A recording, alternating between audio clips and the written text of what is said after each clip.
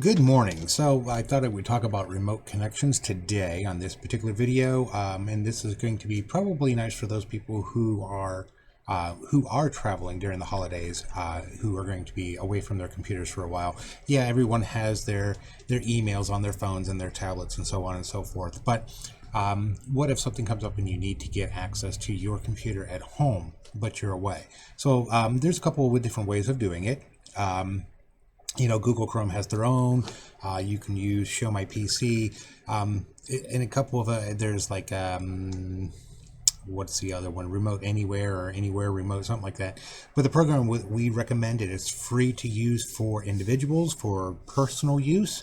Of course, we pay our $60 a month for X, but is TeamViewer. Now, let me show you where you can get TeamViewer. We're going to go over here to Chrome or whatever browser you're going to use. If you're going to use Chrome, Firefox, Edge, whatever, but you're going to go to Night Night. From Night Night, you've seen this website before. If you have TeamViewer on your computer, because we've put it on there for you so we can assist you at home, you know how this is working. So you go to nightnight.com, looks like this under Utilities, TeamViewer 15, place a check mark there, click Get Your Night Night, your page will flip. Google Chrome and the new Microsoft Edge shows up down here. Firefox shows up here. But anyways, when it's finished running, you click open, allow it to make changes if it asks, and allow it to install. And it's going to download and install TeamViewer onto your computer. Of course, I will take it back off of this virtual machine because I don't need it on here. But it'll be used for demonstration purposes.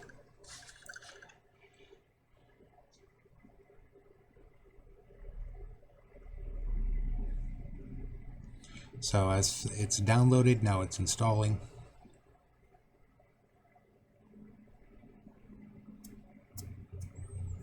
And this installation process will depend upon your internet speed, how fast your computer is, so on and so forth. So don't be surprised with that. But once it's finished, what it's supposed to do is, and of course I have my icons turned off, but let me turn my icons on so you can see it. There it is. You'll get an icon like this on your desktop. That's how you'll know it's installed. So, and if you ever talk to me on the phone, I said I would like to do a remote if I ever installed TeamViewer, and I will describe this as a blue square with a white circle and arrows pointing left and right. This is the icon I'm talking about, and it actually says TeamViewer. So, anyways, let me hide my icons again.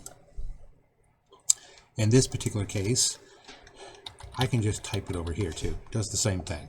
So I'm going to open up TeamViewer. Now, if this is just a one-off connection, what will happen is you'll get an ID number and a password. Your ID number does not change unless there is a major update to the software. Your password will change all the time. But if you want a permanent connection where this is on all the time, you click the button here. It says Start TeamViewer with Windows. And then you have to go into Extras, Options, Security, and set a password. Please make it complex. Don't make it something really, really simple that's hackable. Please make it something complex. I'm just going to use a simple one because I'm not going to have it on here for very long.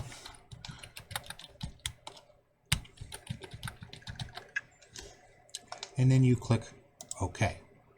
Now what will happen is if I restarted this computer, TeamViewer will then start up, and it shows up down here.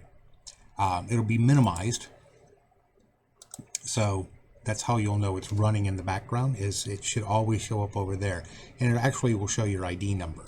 So that's just something to be aware of. Now I need to write that information down, so when I do a remote to this computer, which is kind of funny, I'm going to do a remote to my own computer. Let's see.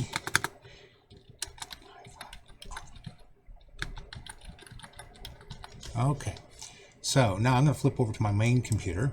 This is my main computer. Again, this is how we connect. The computer you're connecting to is the ID number that is on the other computer, and you're going to connect. It's going to prompt you for your password. Remember, you will use your permanent password if you've connected it. There you go. Now, In this particular case, if you're doing it from a laptop or a desktop and you're remoting into your own computer, the background is generally black, but because I'm using a virtual computer, it's a different color. Don't ask me why, but your background will disappear. As you've seen, it's not there. In fact, let me show you on the virtual machine.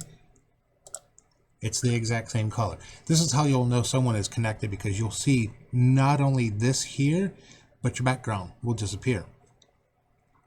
So back over to here. This is where I am remoted into the computer, and from here, you know, you can access it, do what you need to do, get your emails, get a file, and so on and so forth.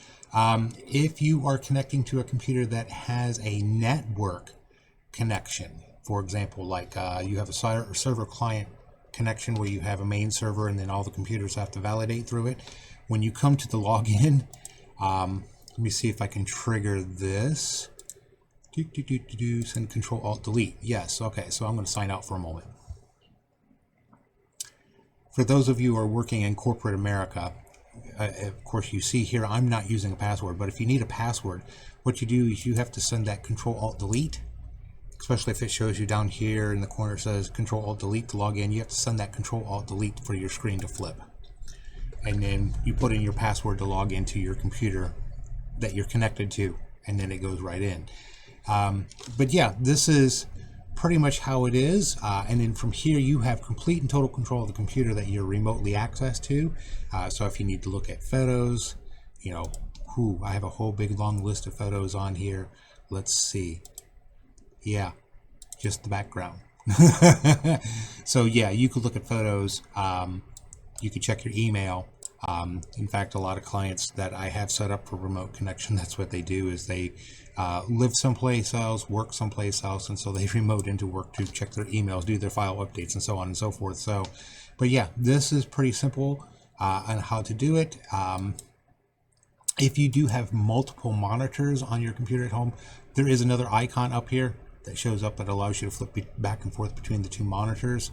But the virtual machine doesn't have a virtual, you know, this virtual machine is only running on one monitor, so it's why it's like this.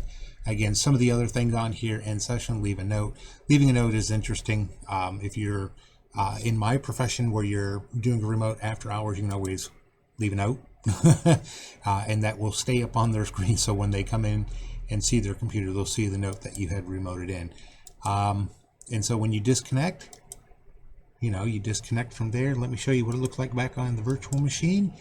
This is what it looks like. You'll get this notice here. You click OK. You may get a website that pops up, you know, from TeamViewer saying, hey, we've done this for you. How about you buy us?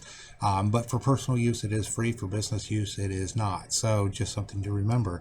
But that's how you do a remote. And like I said, still, it's running there. So if I wanted to reconnect to it, I could.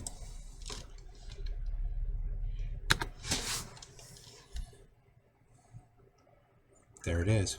So again, like I said, it is purple because I am remotely connected to it. It always changes the background picture to let you know, and this always pops up.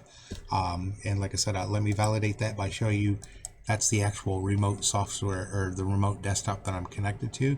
If I disconnect it, there it is. So if you found this useful, helpful, like, share, and subscribe. If you don't have a Google account, you can find us on Facebook. Donations are in the links are all in the video description down below. Just click on the See More and go from there. If you've got computer problems, you need help, give us a call. We'll be glad to take care of you.